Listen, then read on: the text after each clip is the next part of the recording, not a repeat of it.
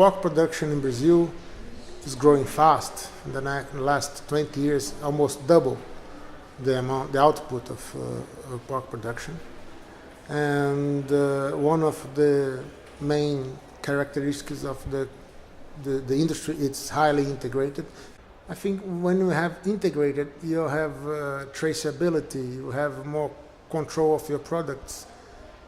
Pork in Brazil has a name. You buy the brand. It would be like you don't buy a car, you buy a Ford or you buy a Toyota. And in Brazilian pork is the same. You don't go to the supermarket to buy pork. You go to buy that brand sausages or that brand cooked ham. So the brand, it's really what drives the industry.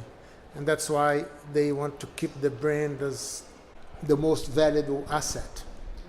The conversation about castration in Brazil, it's a new conversation. It's been introduced into the system for the last 10 years. Immunocastration has been successful in Brazil because it's in between surgical castration, which we all know it's bad from all production standpoints, but at the same time, because they do not want any taint, no matter if it's boar taint or smell taint or any taint that harm the brand. The production of entire males is not welcome in Brazil. The solution has been immunocastration, which it's been used in Brazil since 2006, 2007, and today is widespread. It's about 60% of the male pigs are immunocastrated in Brazil. One of the reasons that immunocastrations are any other technology is being widespread is because of the vertical integration. It's much easier to introduce a new technology in a fully vertical system because only a couple people will decide yes or no, only 3 or 4 people. You look at the farming side and you look at the industry side. They do in-company trials and they say, oh yes, go for it. In a vertical integration system, you can actually move or shift the age of the pig at slaughter or the time between the second vaccination up to slaughter, and this will give you room to have a carcass according to your needs.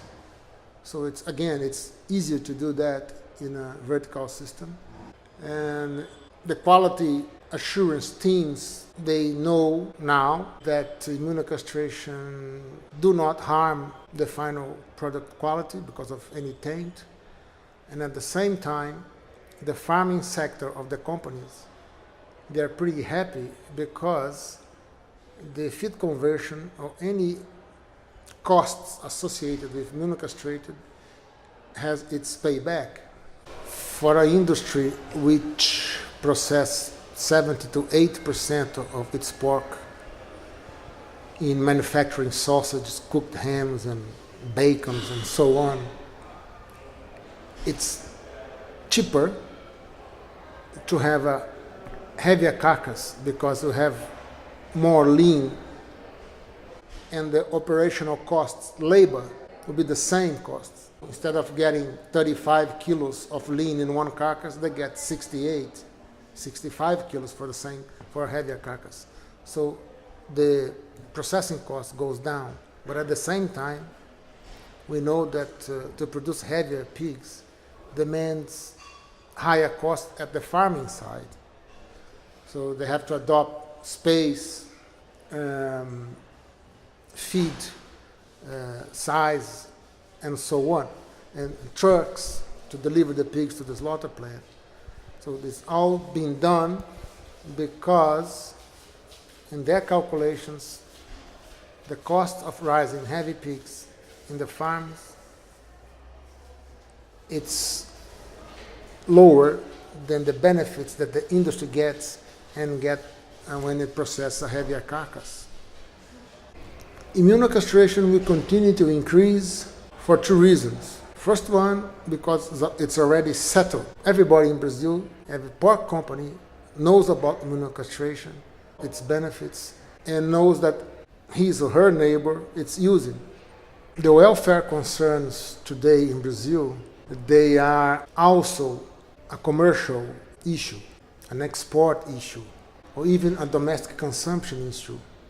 Many customers of Brazilian pork, they audit the plants because they demand their supplier of meat to please the consumers. You please your consumers, you please your customers, showing them that your operations are done under welfare settings, standards, and at the same time, your animal that you are raising at the farm and you are taking to the slaughterhouse is providing you better performance, better feed costs or better feed conversion costs and better carcass quality because it has been treated according to welfare standards. So it's a commercial thing and at the same time is an economical subject.